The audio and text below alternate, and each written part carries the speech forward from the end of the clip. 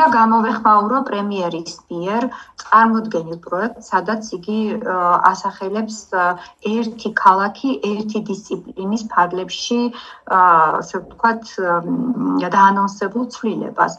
და მე მინდა მას ვუპასუხო აი ამ შემდეგი რეპლიკით, რომ და შევახსენო მას ინტერდისციპლინარული სწავლების ღირებულებისა და მნიშვნელობის შესახებ.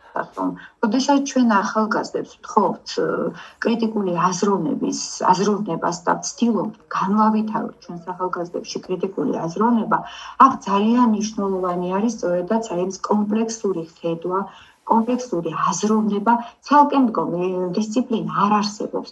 ყველა დისციპლინა არის დაკავშირებული სხვა დისციპლინებთან, ასე რომ აი ეს ერთგვარად მე ვფიქრობ, რომ კრიტიკული აზროვნების განვითარების, ასე ვთქვათ, შეფერხებასაც გამოიწვევს ერთგვარად.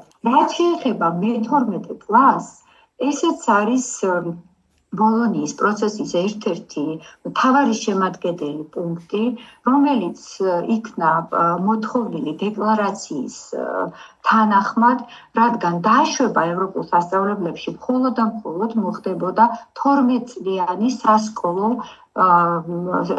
სასკოლო პროგრამის დამამთავრებელი დოკუმენტის შესაბამისად. აქედან გამომდინარე მე-12 კლასის პროგრამაც შეიქმნა ბოლონიის დეკლარაციის მიხედვით და გაიწერა ყველა ის საგანი, რომელიც მე-12 კლასის მოსწავლეს უნდა დაეთვისებინა ამ ერთი წლის განმავლობაში. ეხლა ჩვენ ხედავთ, რომ ფაქტიურად ისევ უბრუნდებით მე-10, მე-11 კლასის სისტემას, რომელიც ძალიან გავს პოსტსაბჭოურ, ასე ვთქვათ, ახალი 90-იანი წლების სკოლებს, ან თუნდაც საბჭოურ, ასე ვთქვათ, სკოლების სისტემას.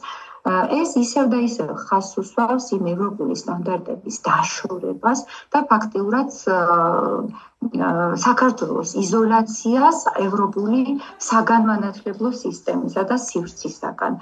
ეს არის, მე ვფიქრობ, შეფერხებას საქართველოს საგანმანათლებლო სისტემის მოდერნიზაციისა, რომელსაც ჩვენ აქამდე ველოდებით და ჩვენ დავხვდებით, რომ ეს მოდერნიზაციის პროცესი დასრულებული არ არის და დაანონსებული პროექტი კიდევ უფრო აფერხებს